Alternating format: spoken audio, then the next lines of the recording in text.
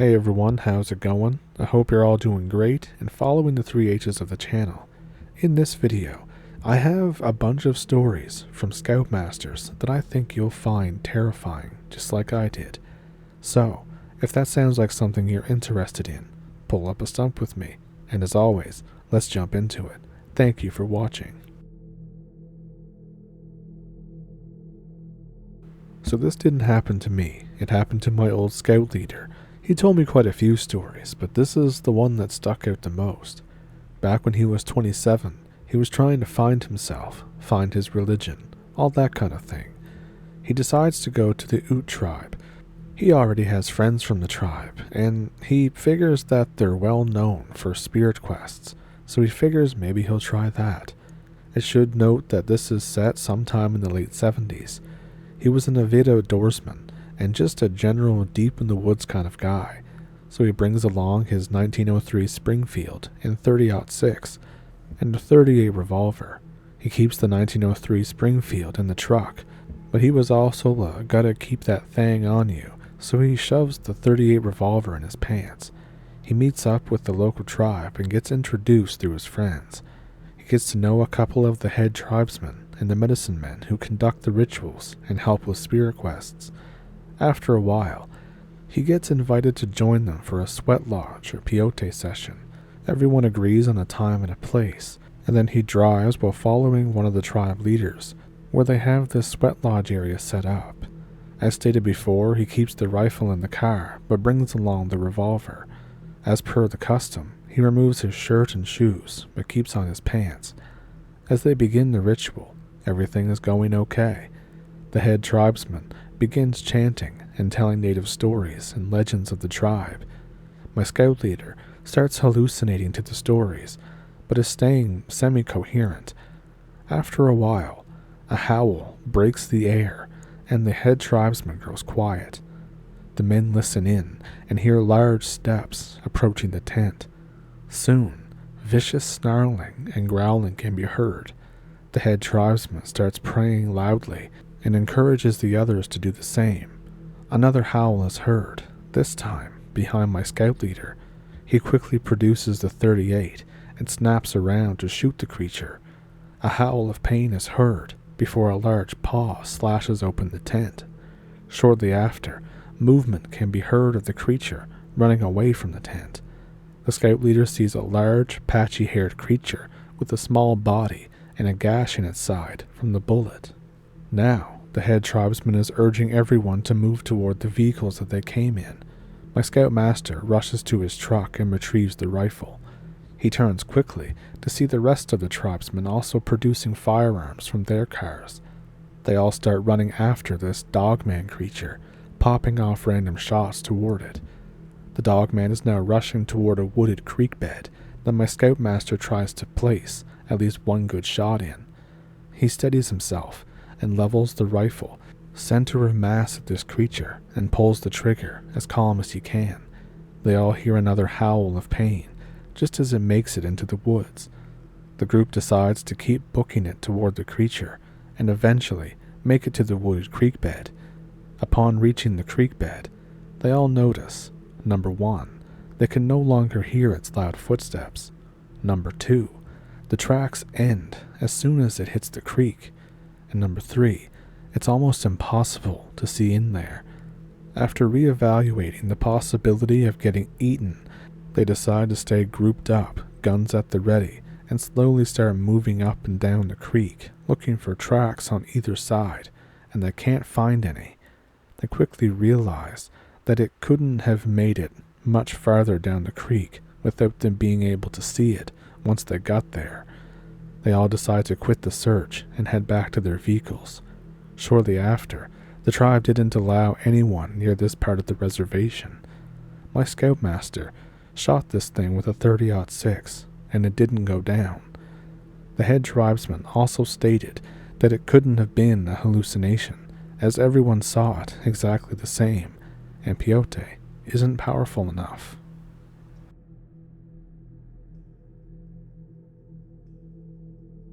A little over a decade ago, I worked at a Boy Scout camp.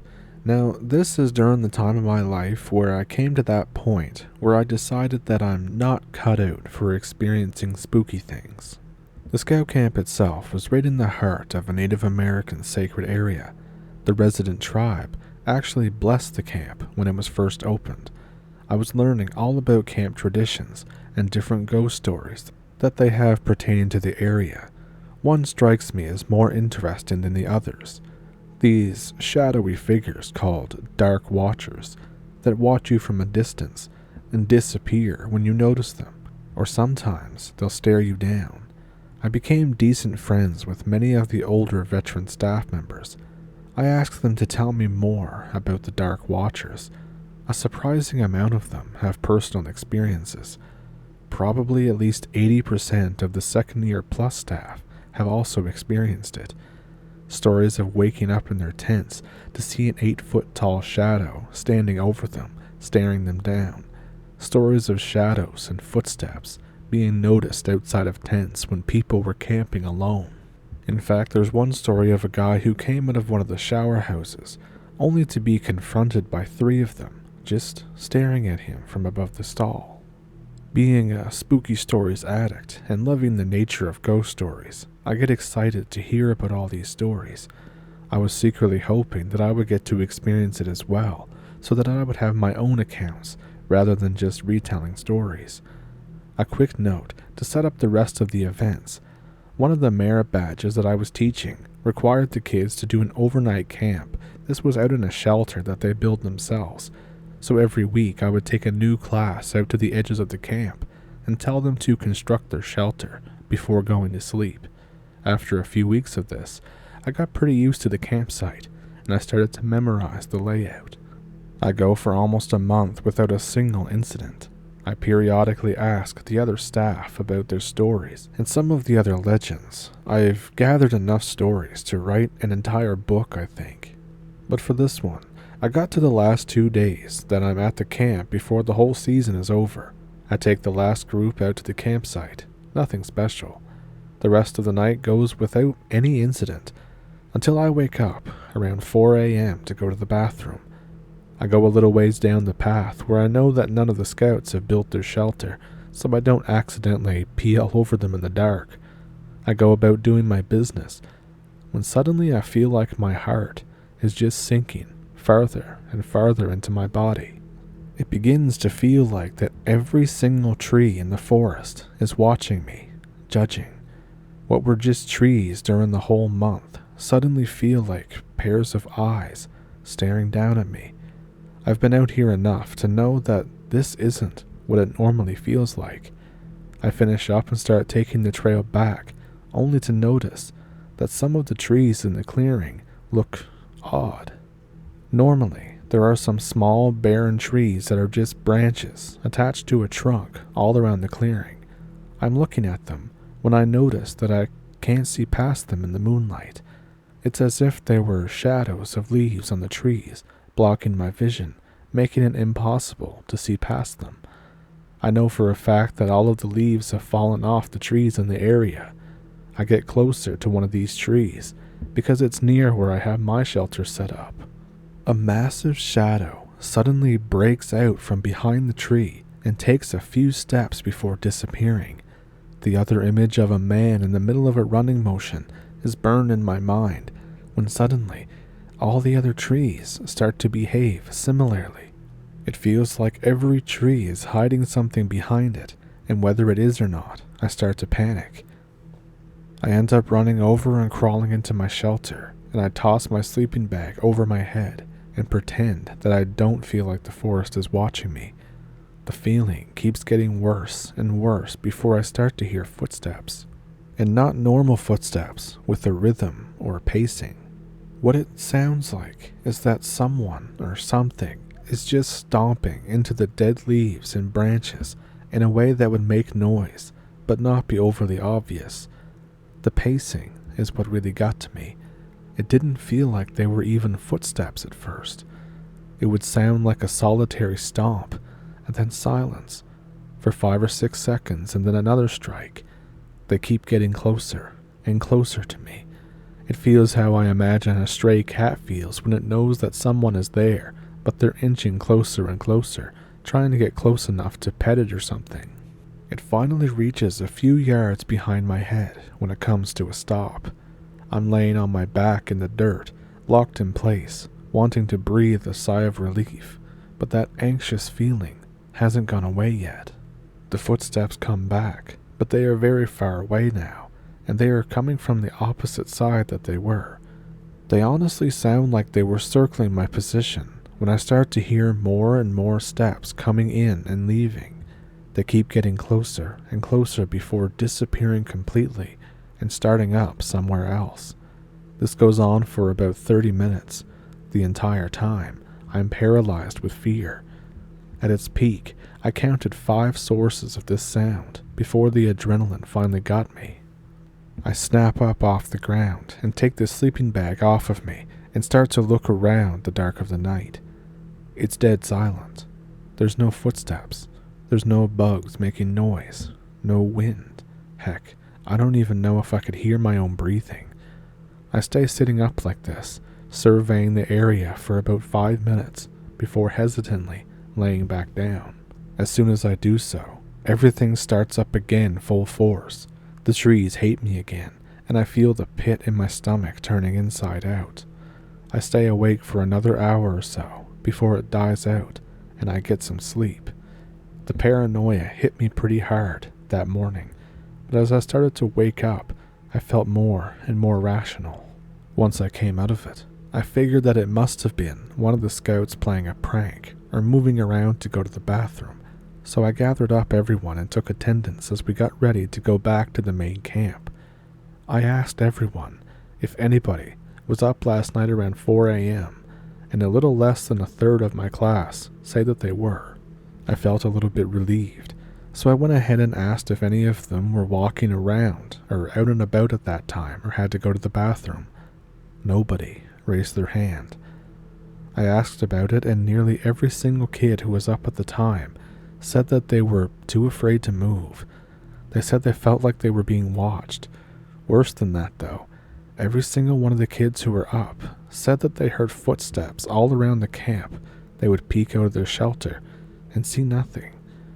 We earned our nope badges getting out of there that morning, and other than that, the last few days of camp went off without a hitch. Although I don't have nearly half as much enthusiasm about experiencing spooky things as I once did. I got a few other stories about that area, but they're all second-hand, so I don't have their details well memorized. One little fun fact is that the camp is at the base of a mountain that many Native American tribes consider the origins of all life. Following the mountain range a little ways back is a rock formation that looks like a notch that, according to legend, used to have a section over top of it, and that whole thing made it look like a window. It was even called the Window. It's said to be the gateway to the spirit world, that many spirits would pass through on their way to and from the spirit world. Probably the most infamous area that I was interested in was an outpost camp to a place called Fox Camp. Many of the spooky tales that I was told about came from there, usually involving a thing called Drum Rock. What set Fox Camp and another area called Fish Camp apart from the main scout camp was the fact that they were outside of the original campland area, meaning that they were not blessed by the tribe when the camp was opened. Anyways, all manner of terrifying experiences came from this area.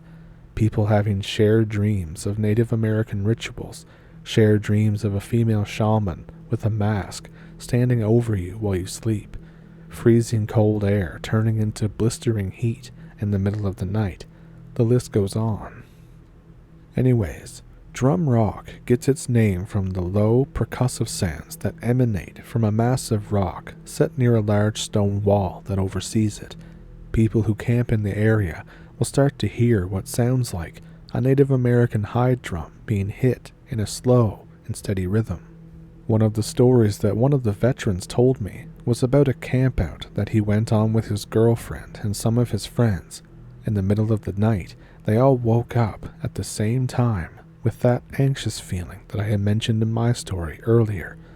They were camping near the stream, but they didn't hear the stream running at all the entire time that they had this feeling of unease. They started to hear this hollow beat that shook them coming from the rock. It went on for a while before the drumming started to grow in pitch and frequency. Almost all at once, the drumming started to reach a crescendo, and the stagnant air around them changed. The wind started to blow, one in each direction, north, west, east, and south, before dying out completely.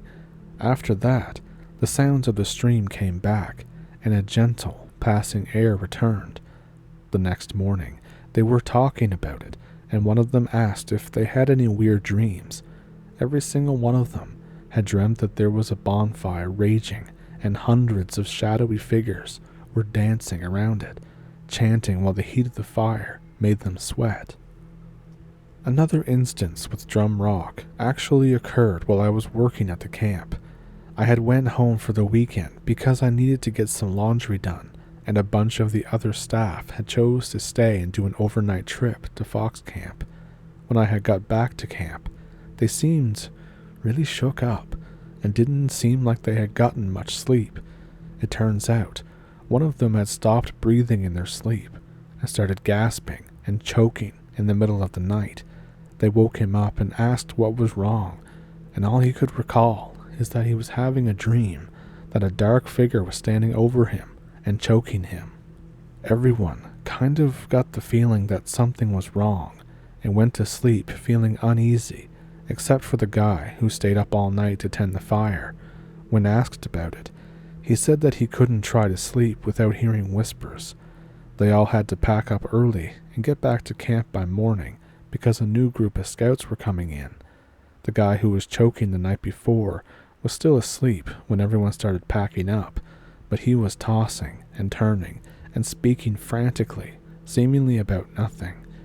They said it sounded like he was arguing in his sleep, but it was just gibberish coming out. When they went to douse the fire, he started screaming, "No, no," in his sleep before waking up. After everyone comforted him and asked him what that was about, he said he couldn't remember, but he felt very strongly about the fire staying on for a little bit longer. They agreed to let the fire burn a little bit longer before he finally felt that it was better. After fully packing up, they started to make their way back to the main camp when the drumming started up, kind of dull, like it was in the distance, like it was just saying its goodbyes. After they finished telling me, I had to admit that I was a little jealous. All I did that weekend was laundry. My story about my overnight campout happened later that same week. Now, most of the stories that I was told at camp related to personal experiences with the Dark Watchers and drum rock, but there was one in particular that I feel could stand on its own as a horror movie or something of the like, without all the background knowledge. Put frankly, there were many things that the staff were told that we were not allowed to tell the scouts because it would frighten them. The Dark Watchers, the albinos, drum rock, the kabuki man, etc. However, one stood out aside from the other stories, as it never felt like a spooky story at first. You always had to ask one of the staff members who knew it multiple times, because most didn't want to even think about it. One of the rules we had for going on hikes or overnight campouts outside of the main camp area was a rule that seemed kind of odd at first. Do not leave your camera in an accessible location in your bag. When I was told about this rule, I started asking about it, and it wasn't until the last week that there was enough free time for the staff to actually tell me the story behind it. There was a woman who had went out camping alone in the wilderness in the surrounding area. She kept her GPS, her flare gun, and camera near her at all times because she knew the dangers of hiking alone in bear and mountain lion country. Anyways, she had been planning on a 5-day hike that would take her across many of the scenic landmarks that were in the area. Overall, she had a good time and ran into no trouble throughout the entire trip. Whenever night rolled around, she would set up her tent and go to sleep. The whole trip was considered a success, and she immediately went to a shop to get her disposable camera's photos developed. Looking over her photos, she started to notice that there were pictures taken during times that were in between the time that she went to sleep and that she woke up. Multiple photos were taken of the outside of her tent, her campground, local wildlife at night, pictures of her tent zipper opened, and worst of all, pictures of her sleeping. I figured it was an actual spooky story made up to scare hikers and campers, but the amount of seriousness and unease the staff member had worried me. I got to know the guy over that month, and he wasn't exactly one to joke around. He was an older gentleman with a big old mountain man beard. He even showed me some of the pictures that he had that he insists that he didn't take. They weren't anything major or creepy like pictures of him sleeping, just pictures of the ground at night with the flash going off, ones of the trees but upside down or tilted. The whole thing pretty much guaranteed that I would never bring a camera to that camp so long as I live.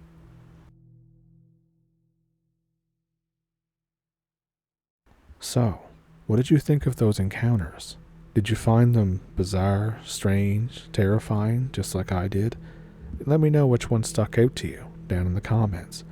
And if you have one of your own, especially if it's a Boy Scout story, then I'd love to hear about it at the email in the description below.